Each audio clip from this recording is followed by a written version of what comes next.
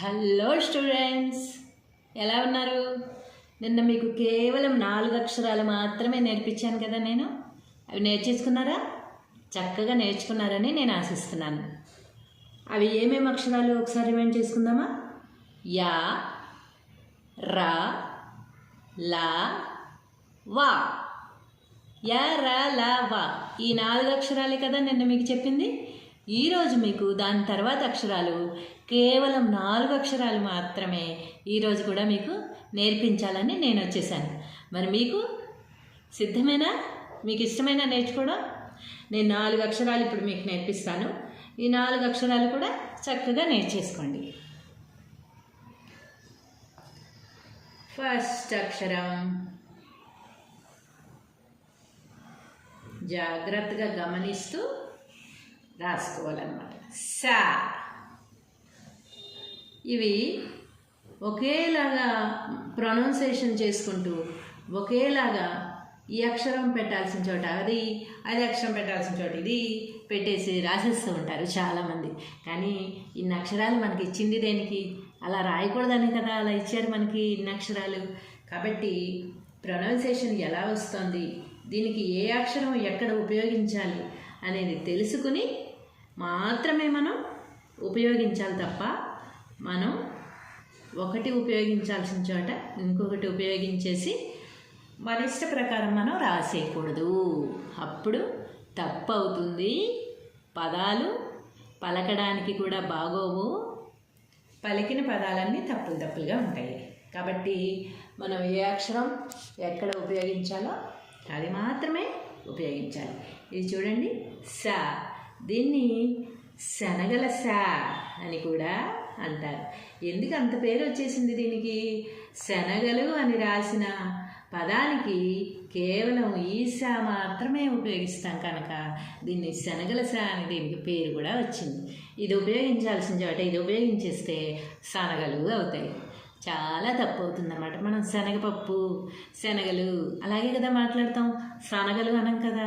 కాబట్టి ఈ అక్షరం మాత్రమే మనం ఉపయోగించాలి. ఇది చక్కగా ఎలా పలకాలి, ఎలా రాయాలనేది కూడా నేర్చుకోవాలన్నమాట. ఇది ష. ష చూడ్డానికి ఒకేలా ఉన్నా సరే ఇవి పలికేటప్పుడు తేడాలు ఉన్నాయి, గమనించుకోవాలి. చక్కగా గమనిస్తే తెలుస్తాయి. ష. ఇది ఉపయోగించాల్సిన చోట ఇది ఉపయోగించకూడదు, ఇది ఉపయోగించాల్సిన చోట కూడా ఇది ఉపయోగించకూడదు. ఎందుకంటే ఈ పదాలు షరాయి, షరతు, షర మామూలే ఇలాంటి వాటికి మాత్రమే ఈ షా అనే అక్షరం వస్తుందన్నమాట. ఉషారు అన్నప్పుడు మాత్రమే ఇది ఉంటుంది. ఉసారు అనం కదా మనం, బాగాలేదు కదా అసలు పలక. వినడానికి బాగుందా? ఉసారు అంటే ఈ అక్షరం ఎప్పుడైతే దానికి ఉపయోగించేసామో అది ఉసారు అవుతుంది, కానీ హుషారుగా ఉండదన్నమాట. కాబట్టి ఈ అక్షరం ఉపయోగించాల్సిన చోటమే ఇది ఉపయోగించాలి. దీన్ని పలికే విధానం షా, షా, షా అంతే. శా, షా. చాలా జాగ్రత్తగా వింటూ ఈ 4 అక్షరాలు ఇంకా అన్నిటికంటే జాగ్రత్తగా వినాలన్నమాట. ఎందుకంటే కొంచెం దగ్గర పోలికలు ఉంటాయి, పలికేటప్పుడు చాలా దగ్గర పోలికలు ఉంటాయి అన్నమాట. కాబట్టి చాలా జాగ్రత్తగా విని పలకాలి. ఇది చూడండి, సా. ఇలాంటి అక్షరం మనం ఇదివరకు ఒకటి రాసుకున్నాం, అది గుర్తుందా మీకు? ఈ అక్షరం మీకు గుర్తున్నట్టయితే ఆ అక్షరానికి ఈ తలకట్టు యాడ్ చేసేసి రాసాం మనం.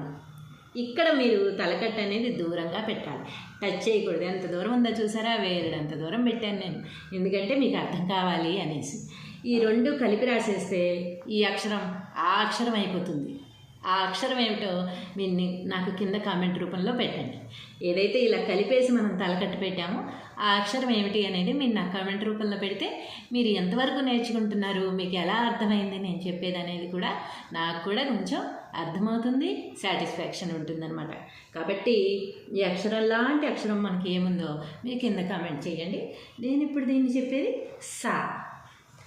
ఇలా రాసి దీనికి దూరంగా ఏమాత్రం టచ్ అవ్వకుండా దూరంగా తలకట్టు పెట్టాలి. అప్పుడు మాత్రమే ఇది సా అవుతుంది. ఇలా కలిపేసి రాస్తే వేరే అక్షరం అయిపోతుంది. అది మనం నేర్చుకున్నాం కూడా. ఆ అక్షరం నాకు కావాలి, కామెంట్ రూపంలో మీరు పెట్టాలి. ఇది హా. ఈ హా పెట్టాల్సిన చోట ఎన్ని తిప్పలు పడతారంటే జనాలు, ఈ హా తప్ప మిగిలిన అక్షరాలన్నీ పెట్టేస్తూ ఉంటారు పదాలు రాసేటప్పుడు. ఆ ఉపయోగిస్తారు. ఇంకా హా, హా చూసారా ప్రొనౌన్సియేషను? హా అంటాం కదా, హెచ్ఏ హా వస్తుంది కదా, హెచ్ హా హా హా అని అంటాం కదా. హా హా హా అని నవ్వేటప్పుడు మనకి రాస్తారు కదా, ఆ హా అనమాట. ఇది రాయాల్సిన చోట ఆ పెట్టేస్తే ఎంత వినడానికి ఎంత చిరాగ్గా ఉంటుందో చూడండి. హారము అంటాం మనం. ఆరము అంటే ఆరము అంటే తడిసిన బట్ట ఆరదు చూసారా, అది అర్థం వస్తుందన్నమాట.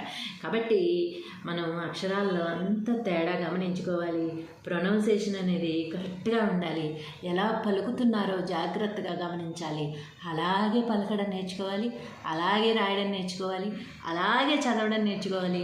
ఈ అక్షరాలు పెట్టిన మాటలకి ఈ అక్షరాలు మాత్రమే ఉపయోగించాలి. కానీ ఇది రాయవలసిన చోట ఇది, ఇది రాయవలసిన చోట ఇది, ఇది రాయవలసిన చోట ఇది, ఇది రాయవలసిన చోట ఇది, ఇది రాయవలసిన చోట ఇది, ఇలా క్లమ్జీగా ఏది పడితే అది, ఏ అక్షరం పడితే ఆ అక్షరం ఎక్కడ పడితే అక్కడ రాసేసి మన భాషని మనం చంపేయకూడదు అన్నమాట.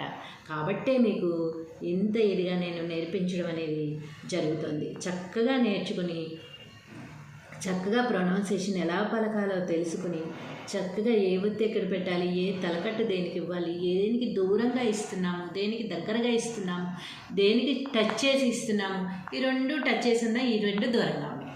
చూడండి, మీరే గమనించండి, ఇప్పుడే తెలిసిపోతుంది కదా. దూరంగా పెడితేనే దీనికి అర్థం వస్తుంది, అదే దగ్గరగా పెట్టేస్తే అర్థం అంతా మారిపోతుంది. మీరు ఏముంది ఇందులో, ఇది కలిపామంతే కదా అనుకుంటారు.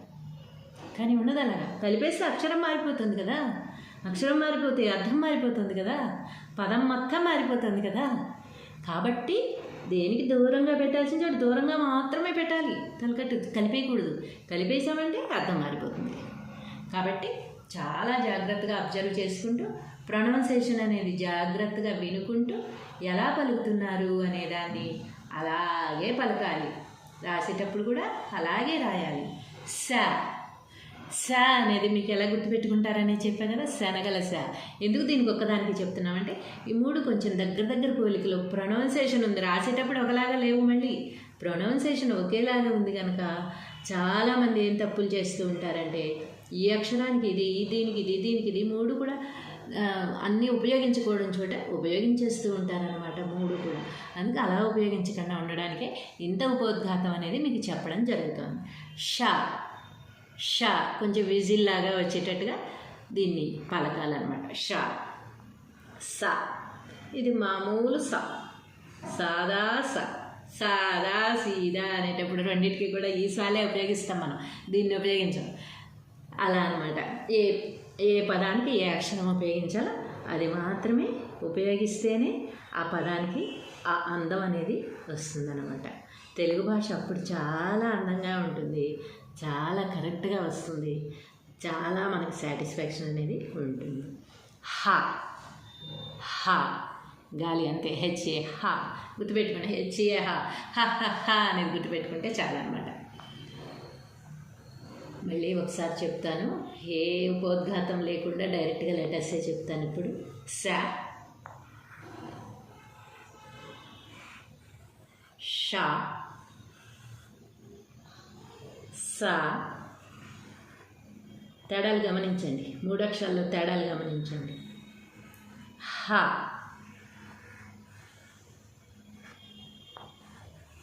ఇప్పుడు చెప్పండి, నాతో పాటు చెప్పండి. సా సా సా. షా షా షా. సా సా సా.